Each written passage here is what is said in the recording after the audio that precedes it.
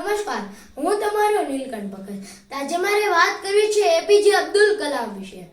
આ વાત દરેક વ્યક્તિ સાંભળશે, સંસ્થાના સંચાલક સાંભળશે અને સંસ્થાના માલિક સાંભળશે. એપીજે અબ્દુલ કલામ જેની નીચે તેના હાથ નીચે 70 વૈજ્ઞાનિકો કામ કરતા હતા. એમાંથી એક દિવસ એક વૈજ્ઞાનિક તેને પૂછે છે કે અમારા સિટીની અંદર એક્ઝિબિશન ચાલી રહ્યું છે. મારા બાળકને તેનો પ્રોગ્રામ જોવાનો ખૂબ જ આનંદ થઈ રહ્યો છે. તો મેં આજે નક્કી કર્યું છે કે હું મારા બાળકને તે દેખાડવા માંગુ છું. તો આજે સાંજે હું 5:30 વાગે રજા લઈ શકું?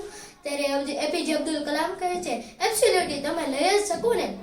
પછી તે વૈજ્ઞાનિક તેના કામમાં લાગી જાય છે. તે તેના કામમાં એટલો બિઝી થઈ જાય છે કે 5:30 તો શું 8:30 વાગી જાય છે. પણ તે વૈજ્ઞાનિકને ખબર નથી પડતી.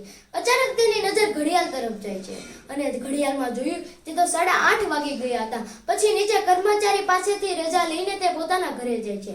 તેના પત્ની તેને ચા અને કોફી આપે છે. પછી તેણે પૂછ્યું પોતાના પત્નીને કે બાળકો ક્યાં છે?